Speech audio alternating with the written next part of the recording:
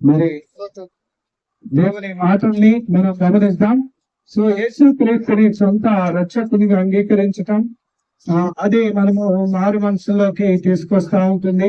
అదే విధంగా నిర్ధారణ కోసం మనం తిరిగి సంఘం ఎదుట, సమాజం ఎదుట తిరిగి యేసు ప్రభు వారు ఏ విధంగా అయితే బాప్తిసం తీసుకున్నారో అదే విధంగా తిరిగి మనము మరి నీటి ద్వారా మన పాపాల నిమిత్తము మరణించి తర్వాత తిరిగి లేవటానికి యేసు ప్రభు వారు తిరిగి మరణించి లేచినటువంటి ఆ మాటను గుర్తు చేసుకుంటూ తిరిగి దేవుడిలో మనం నూతన జీవితాన్ని పొందుకోవటానికి దేవుడు మనకి సహాయం చేస్తా ఉంటున్నాడు. మనం ఒక స్థలం కొన్నప్పుడు ఎప్పుడైతే మనకి ప్రయాణిస్తామో అది మనది కాదు, కానీ తిరిగి రిజిస్ట్రేషన్ అయినప్పుడు అది మన పేరుకి వస్తుంది. అట్లనే దేవుని అంగీకరించిన బిడ్డలు తిరిగి మరి ఆ దేవుని యొక్క నామంలో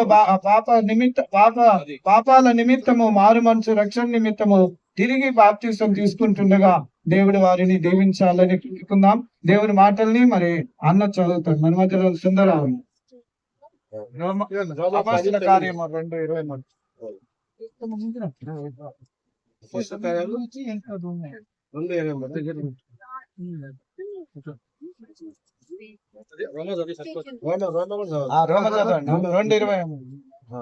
యేసు ప్రభువుని నేటితో ఒప్పుకొని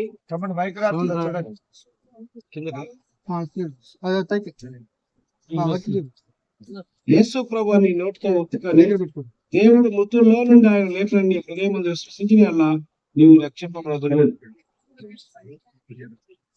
కిరణ్, మరి ఎందుకు నువ్వు బాప్తిసం తీసుకోవాలనుకుంటున్నావు? బాప్తిసం ఎందుకు తీసుకోవాలనుకుంటున్నావు?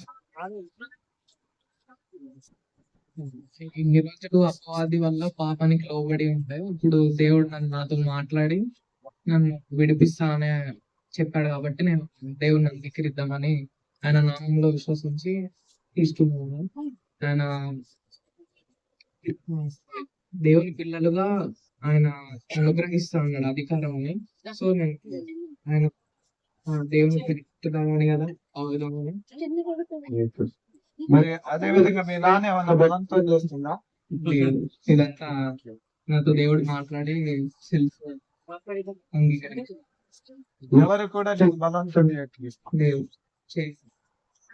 కిరణ్ ఇచ్చినటువంటి సాక్ష్యాన్ని బట్టి తండ్రి కుమార పరిశుద్ధ నామంలో మరి కిరణ్ కి బాప్తిసం